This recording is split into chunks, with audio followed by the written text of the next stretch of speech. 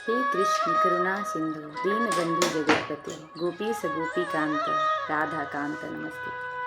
तप्त कांच गौरांगे राधे वृंद विनेश्वरी विश्वभानु सुते देवी प्रणमामि हरिप्रिय। नमस्कार, मैं हूँ रचना, एक कॉर्पोरेट एम्प्लॉय और कंटेंट क्रिएटर।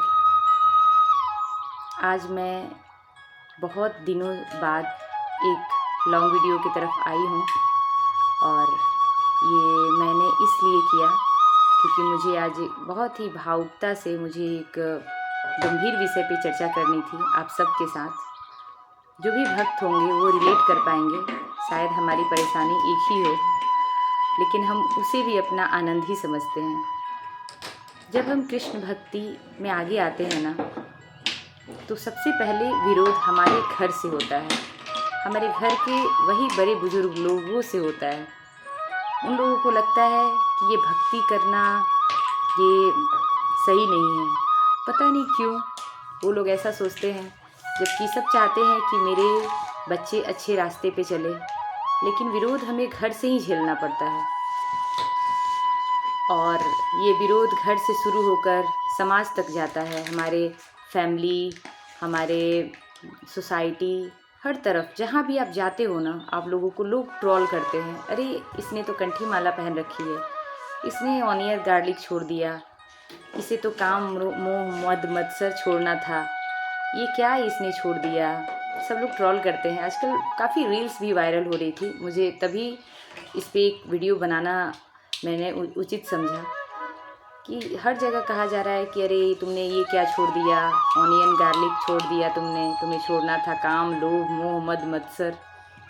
तो मैं सभी अपने परिचित, अपने यूट्यूब फैमिली, दोस्तों, सबसे मैं कहना चाहती हूँ कि हमने गार्लिक ऑनियन छोड़ा है तो केवल प्रभु के प्रेम में, श्री कृष्ण के प्रेम में हमने ये सब छोड़ा है, ना कि हमें इससे कोई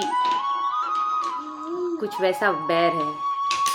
बस हमारे प्रभु जो नहीं पाते हम लोग वो नहीं पाना चाहते। और ये इतनी छोटी सी बात आप लोगों की समझ में क्यों नहीं आती है। ऑनियन गार्लिक खाना कोई अपराध नहीं है, लेकिन जब हमारे प्रभु नहीं पा सकते तो हम भी उसे नहीं पा सकते।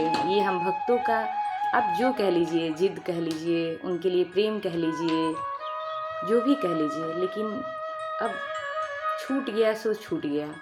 प्रेम में सब कुछ छोड़ा ही जाता है, पाया कुछ जाता ही नहीं। श्री कृष्ण के पूरे जीवन को आप उठाकर देख लीजिए, उन्होंने सिर्फ छोड़ा ही है। जो उनकी आह्लादनी शक्ति श्री राधा रानी है, वो भी उनसे बिछड़ गई एक समय के बाद। और उन्होंने जो विरह झेला है, उसके आगे ये लहसुन प्याज कौन सी बड़ी चीज़ है। तो और इसका विरोध तो होना तो तय है, क्योंकि हम लोग इस सतयुग भरे जीवन को इस कलयुग में ढूंढ रहे हैं, तो कलयुग को तो ये अच्छा नहीं लगेगा। तो मैं सभी अपने भक्तों से कहना चाहती हूँ कि चाहे जो भी विरोध हो, आपने जो भक्ति पकड़ा है ना, वो आपने नहीं पकड़ा है, हमारा हाथ स्वयं भगवान कृष्ण ने थामा है और हम उसे कभी नहीं छोड़ेंगे। हमारे पास जो भी सुख दुख परिस्थितियाँ आए, लेकिन हम नहीं छोड़ सकते उनको, क्योंकि उन्होंने हमारा हाथ थामा है और बड़े ही मजबूती के साथ थामा है।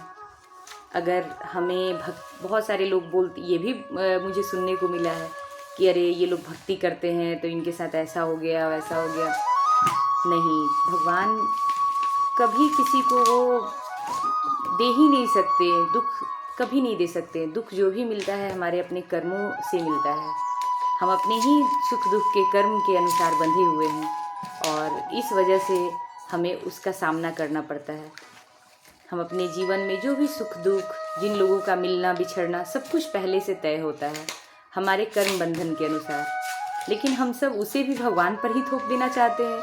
अरे एक भगवान पे कितने लांछन लगाओगे, वो तो ऐसे ही विरह में है। हमारे श्री राम, श्री कृष्ण, इन लोगों का जीवन देखकर हमारी सीता मैया, हमारी राधा रानी, इन लोगों का जीवन इतना कठिन है कि हम सब नहीं सोच सकते। बहुत ही कठिन और विरह झेला है इन्होंने। तो भगवान का नाम सुमिरन करें। इस कलयुग में कुछ भी हासिल नहीं होगा जब तक कि आप नाम जपा शुरू नहीं करेंगे। नाम जप आपको बहुत कुछ देता है दोस्तों, ये मेरा अपना अनुभव है। आपका हृदय इतना कोमल हो जाएगा ना, आपका हृदय इतना साफ हो जाएगा ना, ठीक वैसे जैसे कि शांत समुद्र जैसे रहता है और उसमें कि नीचे जो शैवाल लगे रहते हैं वो क्लियर दिखता है ना, बस नाम जपा हमें वैसे ही डिटॉक्स करता है। तो नाम जप करें। प्रभु श्री राम, श्री हरि, श्री राधा रानी, श्री सीता मैया, श्री कृष्ण, सब तो एक ही हैं। जय श्री राधे।